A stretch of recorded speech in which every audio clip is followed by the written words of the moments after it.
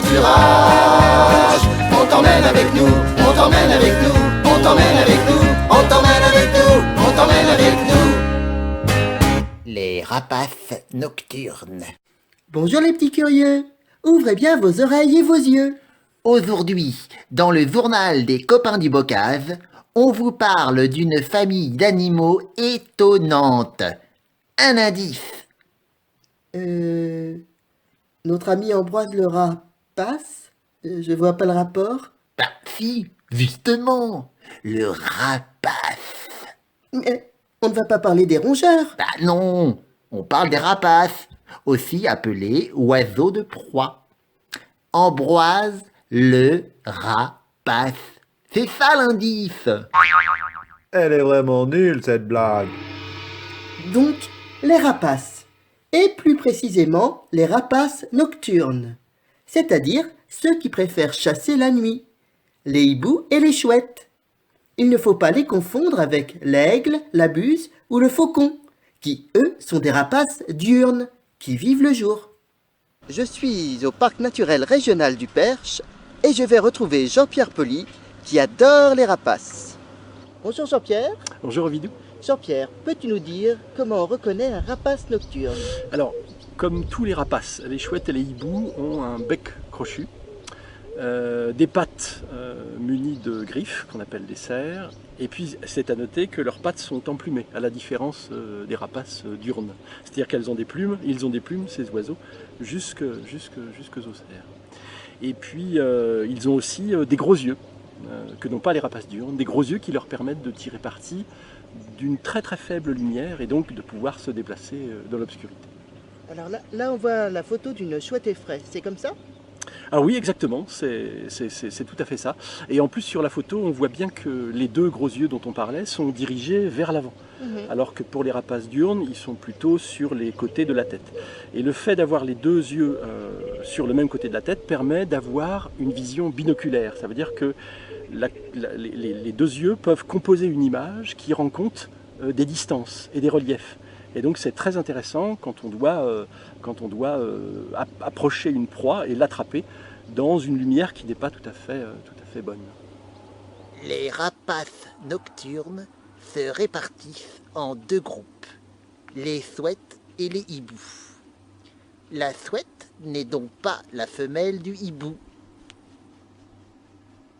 Il y a des mesdames et des messieurs chouettes, mais aussi des mesdames et des messieurs hiboux. Palmyre la chouette, es-tu une femelle ou un mâle? Une femelle? Mais comment fais-tu pour différencier une chouette d'un hibou? Les hiboux portent sur la tête des aigrettes, c'est-à-dire deux touffes de plumes. Regarde ce hibou grand-duc. Hé, regarde, Ovidou!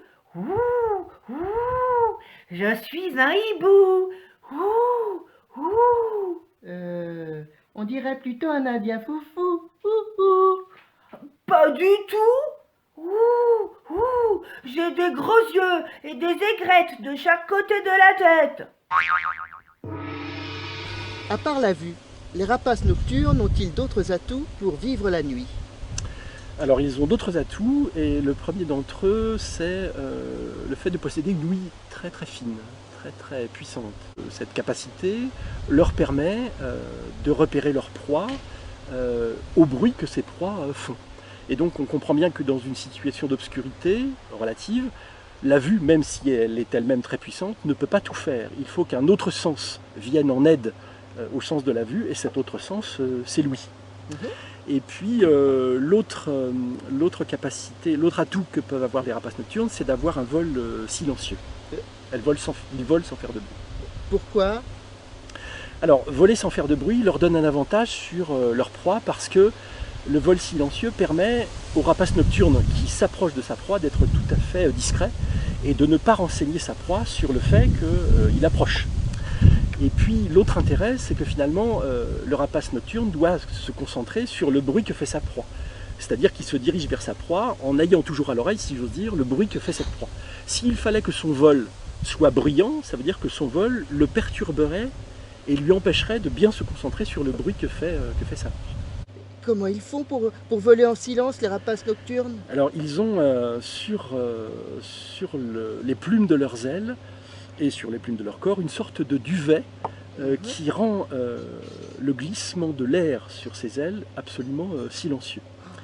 Et puis en plus, il y a sur les plumes du bord d'attaque de l'aile, c'est-à-dire les plumes qui les premières entrent dans l'air, une sorte de peigne créé par des petits poils.